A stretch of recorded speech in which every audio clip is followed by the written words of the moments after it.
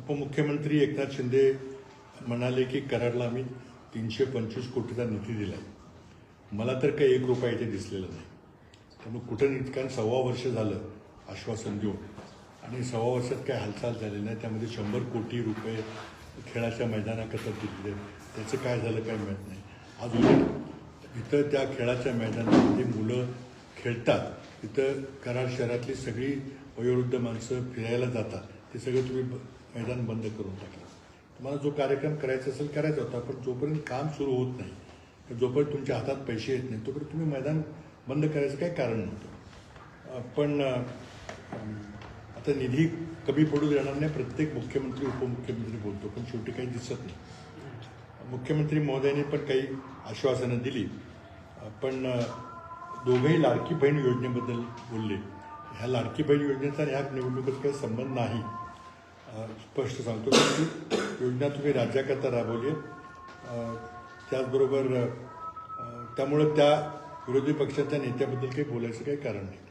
स्थानिक नेते काय बोलले तर त्यावेळी लक्ष देणं बरोबर नाही. दुसरा महत्त्वाचा विषय आहे की निवडणूक आयोगानं जो गोंधळ घातलेला आहे, कोण जबाबदार याला? तुमची तयारी नव्हती तर तुम्ही इतक्या घाईगर्दीमध्ये निवडणुका का जाहीर केल्या? त्याचबरोबर आता तुम्ही शेवटच्या दिवशी, मतदानाच्या आदल्या दिवशी तुम्ही 10-20 नगरपालिकेच्या निवडणुका पुढे ढकलताय. उमेदवारांचा खर्च होतो, त्याचं काय करणार आहे तुम्ही? आता मी जाहीर निषेध करतो. अशा प्रकारे गोंधळाला सर्वस्वीपणे मुख्यमंत्री जबाबदार आहेत आणि भाजपच्या नेत्यांनी सांगितल्यामुळे काही गोष्टी होत आहेत. अतिशय म्हणजे हायकोर्टात आमची काही मंडळी जाणार आहे, पण अशा प्रकारे स्थानिक निवडणुकीचा पोरखेळ करणं हे काँग्रेसला कदाचित मान्य नाही. मुळातच निवडणुका 10 वर्ष उशीर झालेला आहे. 73 आणि 74 घटना दुरुस्तीमध्ये आम्ही तरतूद केली होती की स्थानिक स्वराज्य संस्थांच्या निवडणुका दर 5 वर्षांनी झाल्याच पाहिजे. पण तुम्ही सगळा तो घटना दुरुस्ती धाब्यावर ठेवली आणि तुमच्या राजकीय स्वार्थाकरता तुम्ही या निवडणुका 10 वर्ष पुढे ढकलल्यात.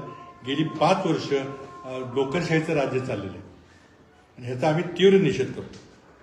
आता राज्यातील जनता योग्यतेने आम्हाला न्याय देईल, त्याकरता आम्ही सर्व ठिकाणी लढतोय आणि निवडणुकीचा निकाल चांगला लागेल याची आम्हाला खात्री आहे. पण निवडणूक आयोगाचा जो गोंधळ, सावळा गोंधळ घातलेला आहे, याला सरकार जबाबदार आहे. निवडणूक आयोगाच्यावर दबाव आल्यामुळे सगळं घडते आणि कशा करता तुम्ही उरकायचा डाव घातला मला काय समजत नाही. आणि त्यामुळे राज्यातील 20 नगरपालिकेच्या निवडणुका आदल्या दिवशी तुम्ही पोस्टपोन केल्या.